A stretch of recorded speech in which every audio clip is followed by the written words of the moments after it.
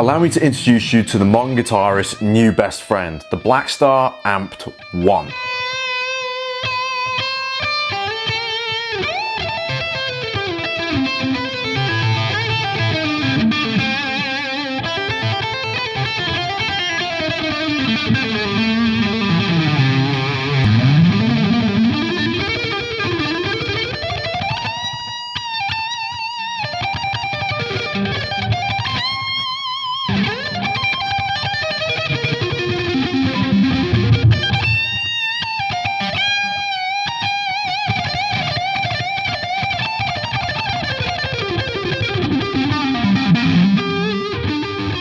The Blackstar AMPED 1. Firstly, I'd like to say thank you very much to Blackstar for sending me this to try out. Absolutely awesome. Thank you very much. Modern guitarists are constantly looking for new, innovative ways to make their setup louder and smaller and more diverse, something that you can take anywhere. Basically, a magic box that does it all, and this is it. The AMPED 1 is the first take from Blackstar on basically cramming 10 100-watt valve heads in a box that weighs a kilogram. This is a very, very capable and loud little box, so I'll try and do my best to keep this demo as brief as possible, but there is a lot to talk about here.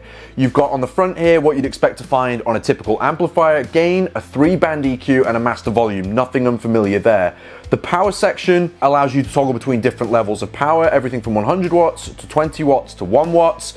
100 watts being the biggest festival you can imagine, it's deafeningly loud.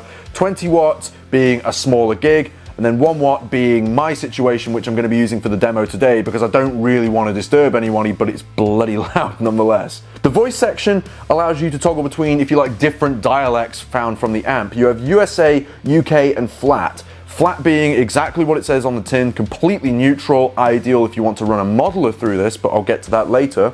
UK is a classic British amplifier from the 60s. You can probably guess the idea. It's very warm. Depending on which response you choose, you can get everything from a nice warm clean sound to a crunch to a semi-overdriven sound, but you're not getting high gain from this guy. USA is a classic American amp from the 60s and is very tweedy in nature, very bright, very clean, and a perfect platform to run pedals through.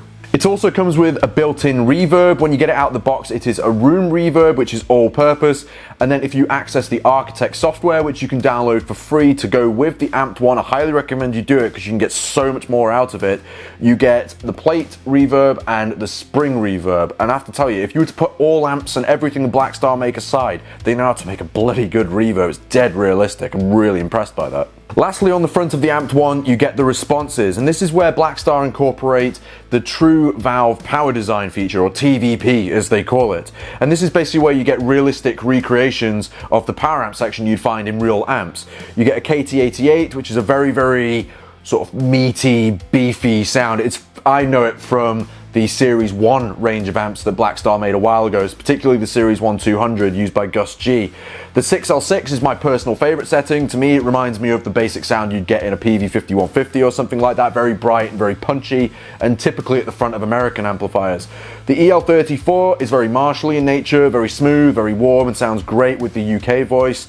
The 6V6 is used in American combos a lot. The EL84 is famously used in the Vox AC30, and the linear section down here is designed to go in tandem with the flat setting. So if you wanted to, if you own a Kemper or a Helix or a Quad Cortex or whatever, you can go direct into this and use the AMPED 1 as a power slave for that. So you can connect it to a cab or go direct. If the AMPED 1 wasn't juicy enough, let me move over to the rear panel very quickly and the side before I get into some sounds.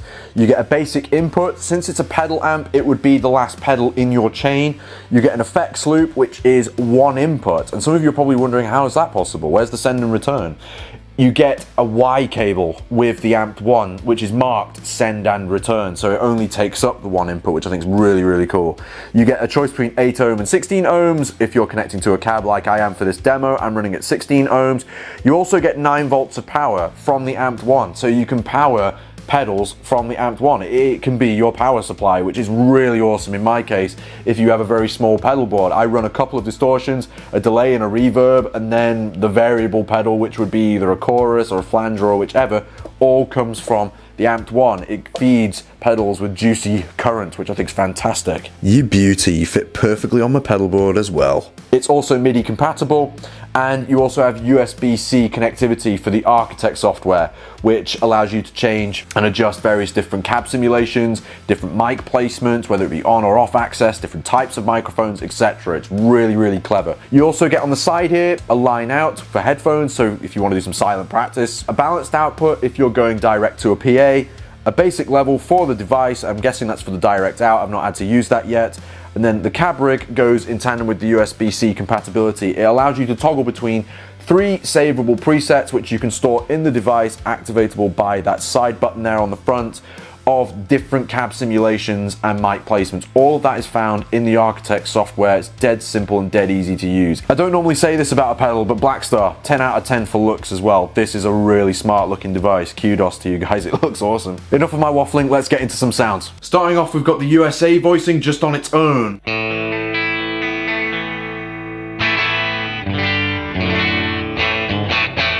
That's the EL34 modeler, and it's very bright and very clean. Let's move over to the UK voicing so you can hear the difference.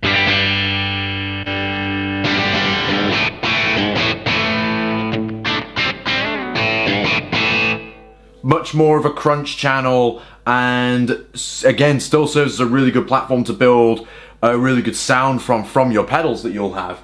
In my case though, I prefer the USA setting, and I like to go over to the 6L6 setting. See if you can hear the difference here.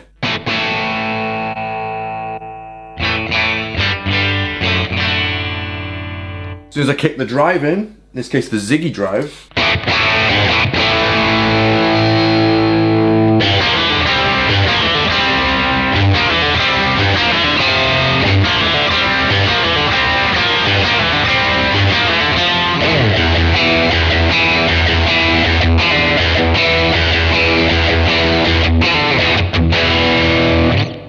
sounds like Blackmore to me. Moved over to the EL34 setting now. It's amazing how it captures the feel of a raw tube amp. It sounds so awesome.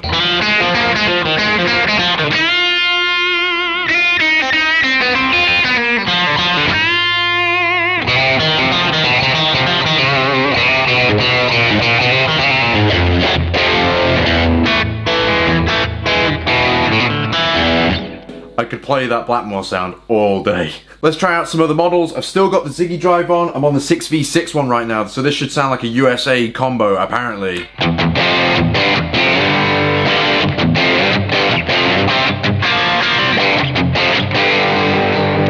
Kind of mushy, I like that. Moving over to the EL84, so in theory this should sound like an AC30, so...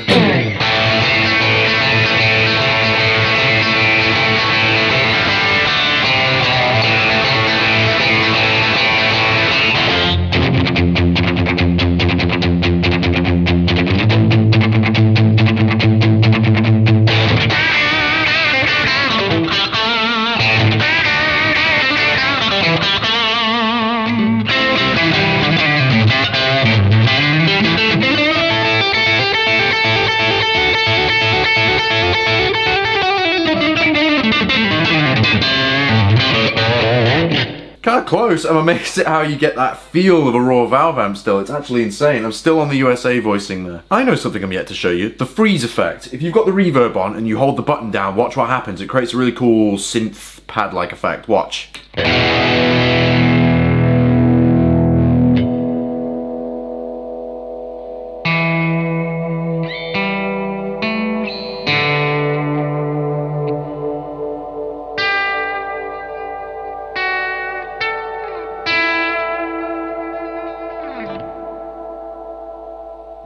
You could have a lot of fun with that one, I'm sure. Changed over to humbuckers, still on the USA voicing, and what I'm going to do is I'm going to toggle through the various different responses with a little bit more gain, and I've also got the splash reverb on as well. Let's have a listen.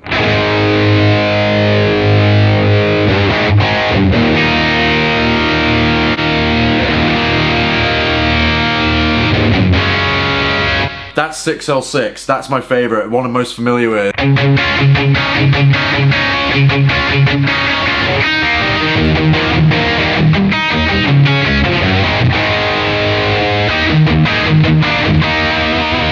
EL34.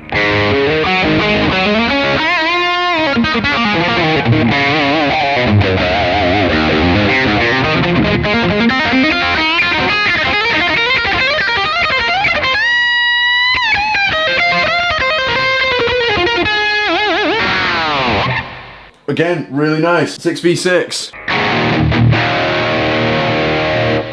6v6 sounds great, but I'm sure with a different cab it would sound even cooler, because when you go into the Architect software you can change it to a 4x12 or whichever. On the one it's currently on at the moment, which I'm not sure, I think it's a 2x12. It sounds a little bit small to my ears, but I still like it. EL84.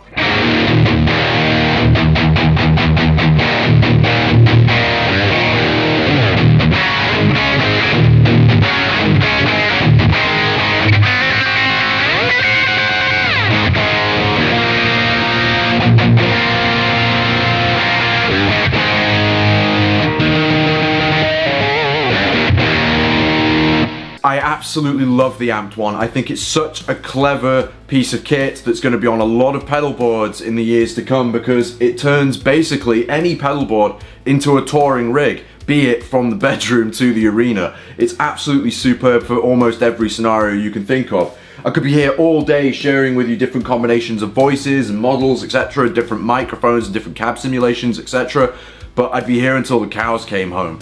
So even if you're here now, thanks for sticking around. I absolutely love it, it's superb. If I could ever put any flaw in it whatsoever, and this is just for me personally as a player, not for anyone else, I'd love it if it had more gain in it. And even if I didn't have to use all of it, it'd mean then I wouldn't have to hook up a distortion pedal at all. I could just literally plug it in direct and off I went. Other than that though, it is absolutely superb. It sounds great. I'm most impressed by the way it feels like a real tube amp. I can't stress that enough. It's actually kind of scary. Definitely check it out. It's available now. And for a price, I've been told, I'm recording this before the embargo lifts, but I'm told it's going to be retailing for about $449, thereabouts, pounds. And I'm dead impressed. I actually thought it'd be worth way more money. It's super cool, love it. Definitely check out the Amped one. I'll see you in a later video. Bye bye.